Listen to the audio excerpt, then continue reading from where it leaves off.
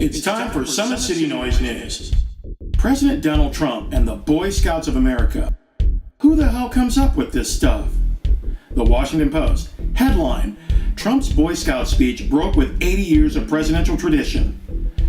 Who the hell wants to speak about politics when I'm in front of the Boy Scouts? President Donald Trump said in Glen Jean, West Virginia, to the National Boy Scout Jamboree, a gathering of tens of thousands of youngsters from around the world. Then, standing before all 40,000 of them, he bragged about the record crowd size, bashed President Barack Obama, criticized the fake media, and trashed Hillary Clinton's presidential campaign. In the 35-minute speech, the president threatened to fire his Health and Human Services secretary if he couldn't persuade members of Congress to vote for the Republican health care bill. At one point, he told a rambling story about a conversation he had at a New York cocktail party with a once successful home builder who lost his momentum. President Donald Trump performs like a stand-up comedian, warming up the crowd for a Diana Ross concert.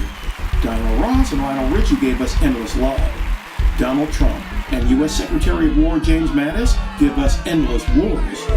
The Guardian. Headline: Defense Secretary Mattis says U.S. policy against ISIS is now annihilation. Secretary of Defense James Mattis said the U.S. had accelerated its tactics against the Islamic State, moving from a policy of attrition to one of annihilation.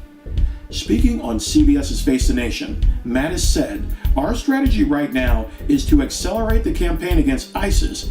It is a threat to all civilized nations, and the bottom line is we are going to move in an accelerated and reinforced manner, throw them on their back foot." Heavy fighting against ISIS militants continues in Mosul, Iraq, with local forces supported by a U.S.-led air campaign. In March, a U.S. airstrike in Mosul triggered a massive explosion, killing more than 100 people. Asked if he was concerned by the prospect of civilian casualties caused by such aggressive action, Mattis said, "Civilian casualties are a fact of life in this sort of situation." Secretary of War James Mad Dog Mattis says civilian casualties are a fact of life in Iraq. Civilian casualty means human death. When people kill a bunch of people in the United States of America, corporate media companies call it mass murder. When Muslims kill a bunch of people in the United States, commercial news calls it terrorism. When the U.S. military and select mercenaries kill a bunch of people in Iraq, they call it collateral damage.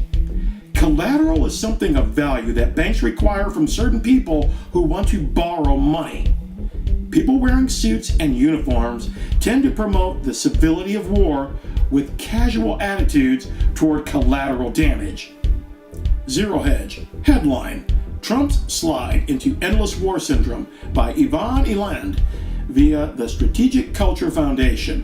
During his campaign for the presidency, Donald Trump touted his nationalist America First foreign policy, which implied that he wanted to stay out of foreign brushfire wars. Even before that, he tweeted his disapproval of American involvement in the Afghan war.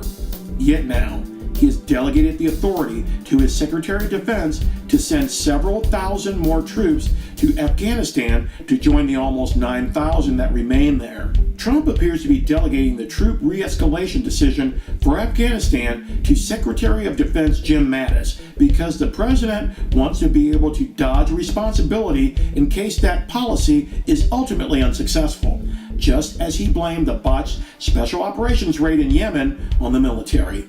President Donald Trump uses stand-up comedy, Twitter riddles, and theatrical battles with commercial news companies to distract citizens from noticing U.S. foreign policy that advocates everlasting U.S. world war in Iraq and Afghanistan. Two wars supposedly opposed by the Donald before he was elected U.S. war president.